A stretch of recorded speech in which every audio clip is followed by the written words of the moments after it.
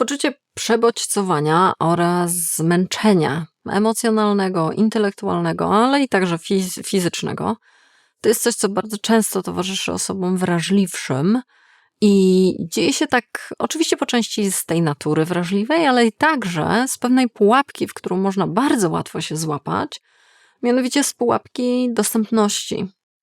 Czyli wystarczy, że jesteś, że jesteś, masz wszystkie zmysły gdzieś włączone, to znaczy, że na cokolwiek, jakikolwiek bodziec twoje zmysły złapią, to ty musisz odpowiadać. To ty musisz reagować, to ty musisz czynnie siebie mobilizować, aktywizować, żeby gdzieś coś odpowiedzieć, powiedzieć, poradzić, wysłuchać, zrobić itd., itd.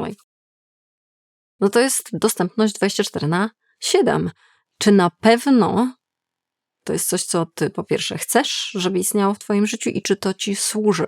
Lub innymi słowy, jak na tym wychodzisz? W dzisiejszym filmie właśnie się tym zajmiemy, taką pułapką dostępności. Jest to kierowane zwłaszcza do osób właśnie wrażliwszych, ale i nie tylko, bo w dzisiejszym świecie któż nie jest przebodźcowany. Ale i też w dzisiejszym filmie chcę zwrócić szczególną uwagę na to, że tym źródłem bodźców bardzo często jest nasz telefon. I to jest obecnie kwestia, którą naprawdę trudno jest omijać. Trudno jest dbać o swoje zdrowie psychiczne, trudno jest dbać o swój spokój wewnętrzny, o to, żeby gdzieś siebie akceptować, lubić i gdzieś ze sobą żyć w dobrych relacjach, dobrze się czuć we własnej skórze, zapominając o tej dostępności do tego małego aparacika, którego nosimy sobie w kieszeni non-stop i to, co to z nami robi. I oczywiście na samym wstępie chcę powiedzieć, nie chodzi o to, nie bój się, nie będę cię namawiać, żebyś wyrzucała lub wyrzucał swój telefon i że to jest siedlisko samego zła. Tak ci nie powiem, bo tak nie jest, absolutnie nie. Natomiast zawsze, tak jak każde narzędzie, dobrze jest nauczyć się pewnej obsługi tego narzędzia, żeby na przykład nożem pokroić sobie marchewki do sałatki, a nie własne palce, żeby gdzieś sobie tosterem przygrzać grzanki, a nie znowu nasze własne palce.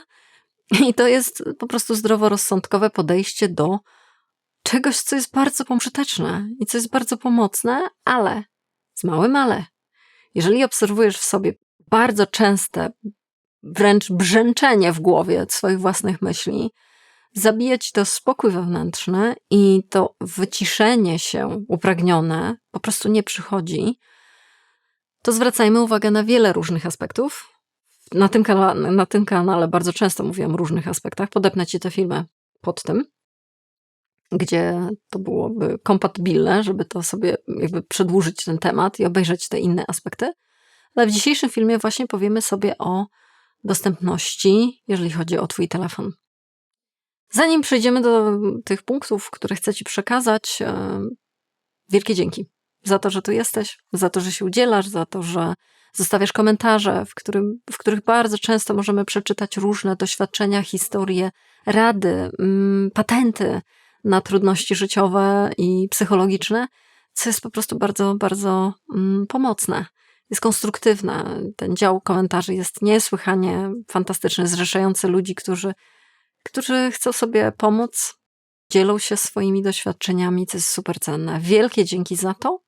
Podobnie wielkie dzięki za wsparcie poprzez Patronite i Buy Coffee, co jest gigantycznym wsparciem dla działania tego kanału i bardzo, bardzo to doceniam.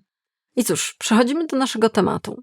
A jest nim takie właśnie przekonanie, to nie jest tyle, co sam telefon ciebie przebodźcowuje, co przekonanie, w które opakowujesz swój telefon, że skoro on jest, skoro on leży gdzieś tam na półeczce obok, to znaczy, że ja mam podskakiwać za każdym razem, kiedy coś tam zapiszczy. Czyli ja powinnam być dostępna. I to jest właśnie ta pułapka dostępności, o której mówiłam. Czyli ciągle, właściwie bez przerwy, cokolwiek byś nie robiła, to ten telefon ma prawo zapiszczeć, zadzwonić, a ty stajesz na baczność. Powiedz mi, co to tobie robi? Z jakim efektem? Jak wychodzisz na tego typu nastawieniu, zwłaszcza jako osoba wrażliwsza? Mniemam, że jest to kolejna cegiełka, raczej bardzo pokaźna cegła, która przyczynia się do tego, że twoje myśli robią co chcą. potrafią być naprawdę bardzo niezdyscyplinowane, potrafią ci naprawdę nieźle dokuczać, ale i też przekłada się to na jakieś zmęczenie emocjonalne oraz po prostu fizyczne. Innymi słowy, możemy bardzo wyraźnie sobie powiedzieć, tego typu zasada, czyli jestem dostępna non-stop, absolutnie, i staję na baczność, cokolwiek by nie zapiszczało, z jakiejkolwiek by to strony nie było, jest trudne. Jest po prostu utrudniające życie. A skoro tak jest, możemy iść krok dalej i sobie wymyślić i wypracować takie zasady, które, tak jak mówiłam, nie będą oznaczały, że musisz się wszystkiego pozbyć i wyrzucić, tylko sprawią, że to dobrodziejstwo technologiczne, które nas dzisiaj otacza, będzie nam służyć, a nie my jemu. I jak to zrobić? Co to mogą być za zasady? Na co zwrócić uwagę? Dzisiaj ci powiem w 2 punktach. Przechodzimy do pierwszego z nich. Punkt pierwszy. Złap się za rękę, zanim odblokujesz ekran. Jeżeli zależy ci na większym spokoju wewnętrznym i spokoju i ciszy w głowie, proponuję ci zasadę 3 oddechów, czyli zanim się chwyci za telefon, żeby zrobić sobie dystans, czyli ty chwycisz za ten telefon, możesz sobie spokojnie powiedzieć, dobra, ja zaraz za niego chwycę, ale najpierw złapię siebie za rękę i powiem sobie, dobra, oddycham 3 razy. 3 oddechy, nie? I oddychasz sobie. Po prostu 3 oddechy. Potem oczywiście podejmujesz tą decyzję, ale najpierw robisz sobie taki bufor bezpieczeństwa. Robisz sobie pauzę. O tym, jak wielką moc ma pauza, zanim cokolwiek zrobimy. Sięgniemy po telefon, odpiszemy na bardzo nieładnego maila, albo krzykniemy na kogoś, albo cokolwiek innego zareagujemy. To jest gigantyczna rzecz. Między bodźcem a reakcją wstawić pauzę.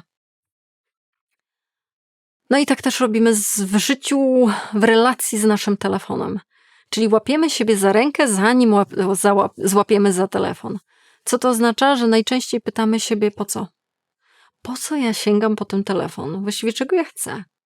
Czy dlatego, że mam coś do sprawdzenia? Mam jakąś informację do sprawdzenia? Czy dlatego, że chcę faktycznie do kogoś zadzwonić? Czy, nie wiem, skomunikować się w inny sposób? Czy coś chcę ustawić, nie wiem, timer bo gotuję jajka? Czy może twoja odpowiedź brzmi, nie wiem, albo po nic. Właściwie nie mam powodu. Z nudów, bo nie wiem, co ze sobą zrobić, bo stoję w kolejce. Powiem ci, że to są wymówki, a nie powody. To nie są powody. I to jest właśnie ten moment, w którym warto sobie tą pułapkę dostępności troszeczkę z niej wychodzić. Czyli ani ty nie jesteś super dostępna na każde brzęczenie tego telefonu, ani też ten telefon nie jest tak bardzo tobie dostępny, kiedykolwiek ci się zamani. Czyli nie masz powodu, nic się nie dzieje, nic nie robisz, nie potrzebujesz niczego sprawdzić, a sięgasz po telefon. Robimy pauzę. Robimy pauzę. Ta pauza to właśnie jest podwalina pod twój spokój wewnętrzny. I po tych 3 oddechach sobie zadajesz pytanie, czy na pewno teraz czegoś potrzebuję z tego telefonu, na tym telefonie. Jeżeli twoja odpowiedź brzmi nie, spróbuj nie sięgnąć po ten telefon. Sięgnij po coś innego, nie wiem, pogłaszcz psa, weź sobie kubek herbaty do ręki, nie wiem, cokolwiek, chwyć za klamkę i wyjdź gdzieś, ale nie po telefon. Jeżeli to będzie trudne, a ma prawo być trudne, to gdzieś musimy się oprzeć o zasadę odroczonej gratyfikacji, czyli sięgnij sobie, nawet bez powodu i z nudów, ale powiedz sobie, ja sięgnę, ale jeszcze odliczę do 10. Albo za minutę. Ja to zrobię, tylko że za minutę. I to jest właśnie odraczanie i uelastycznianie swoich odruchów, żeby nie były takie szybkie, automatyczne, tylko żeby tam była przestrzeń. Tam, gdzie jest przestrzeń między bodźcem a reakcją, zapraszamy jakieś zastanowienie się, zapraszamy refleksję, zapraszamy gdzieś wartości nasze, zapraszamy pamięć, która być może przypomni, właściwie to, wiem, że to nie jest aż takie pomocne, żeby sięgać bez powodu po telefon. Bo to potem rozregulowuje mnie, moją głowę przestymulowuje, przebodźcowuje mnie, potem jestem zmęczona. Ale nie jest w stanie ta pamięć przyjść i o tym przypomnieć, jeżeli tam nie ma przestrzeni na nią. A zatem pauza, chwytamy siebie za rękę, nie za telefon, pytamy sobie, oddychamy sobie i pytamy siebie, po co? Po co mi to teraz potrzebne? I metoda druga, stwórz w domu miejsca świętego spokoju. Jeżeli zależy ci na budowaniu wewnętrznego spokoju i takiej gdzieś umiejętności wyciszania siebie, przez to też lepszego kontaktu ze sobą, bo po prostu dobrego samopoczucia, dlatego że sobie przebywasz, to dobrze jest stworzyć pewne strefy w swoim domu lub w samochodzie, łamane przez rower, gdziekolwiek, gdzie się poruszasz, park miejski, tego typu przestrzenie. Wolne, strefy wolne od telefonu, wolne od tej dostępności non-stop. Czyli ten telefon może ci się przydaje właśnie jakiś GPS, czy nie wiem, mapa, jak jedziesz na rowerze, ale może na przykład w trybie bardziej samolotowym, w trybie bardziej wyciszonym, by było to dla ciebie bardziej korzystne. Takie strefy to także na przykład stół, przy którym jadasz posiłki. To też jest fajny pomysł na to, żeby wtedy nie być dostępnym, a skupić się na jedzeniu uważnym, na byciu z kimś bliskim w uważny sposób. Takie strefy to także ten moment pobudki i moment zasypiania, gdzie fajnie, jeżeli towarzyszą nam jakieś oldschoolowe rzeczy typu książka, a nie ekrany. Czyli jeżeli chcemy świętego spokoju, jeżeli chcemy, żeby nasza głowa się wyciszyła, dajmy jej przestrzeń na to. Zróbmy jej specjalnie przestrzeń na to, kiedy ten święty spokój jest i istnieje. Ona w tym momencie będzie się uczyć tego świętego spokoju, bo będzie miała gdzie. Oczywiście zdaję sobie sprawę, że teraz to jest wielki nawyk. Ten telefon po prostu stał się naszą prawą ręką i gdzieś on ciągle przy nas jest, więc wszystko, co dzisiaj mówiłam, jeżeli chcesz, zależy ci na tym, żeby to wprowadzać, proponuję metodę małych kroczków, proponuję metodę łagodności względem siebie. Jeżeli jest coś do omówienia, zapraszam na konsultację online 1 na 1. Być może ta kwestia gdzieś ciebie gryzie najbardziej i ci dokucza. Dlatego, że dzisiaj to może być naprawdę wyzwanie. Pamiętaj, zmienić nawyki to znaczy potrzebować czasu. To znaczy zrobić sobie przestrzeń. To znaczy sobie też dać pozwolenie na błędy. Ponieważ one mają prawo występować. A jednak mimo to i tak warto iść do przodu i dalej próbować wychodzić, wyciągać siebie z tej pułapki dostępności, która powoduje, że nasza głowa jest przebodźcowana na zasadzie codziennej. Więc jest to całkiem spora rzecz, ważna sprawa do ogarnięcia i do zaopiekowania się. Przy okazji jeszcze podpowiem, że taką oazą spokoju, z którego można czerpać ten spokój, to jest newsletter, do którego bardzo zapraszam, jeżeli jesteś jeszcze niezapisana lub niezapisany. Jako pracę domową w dzisiejszym filmie stawiam przed tobą pytanie, jakie masz propozycje takich stref? Mogą być mini strefy, to pamiętaj, to nie musi być odłożenie telefonu na 5 godzin, to może być odłożenie telefonu na 5 minut.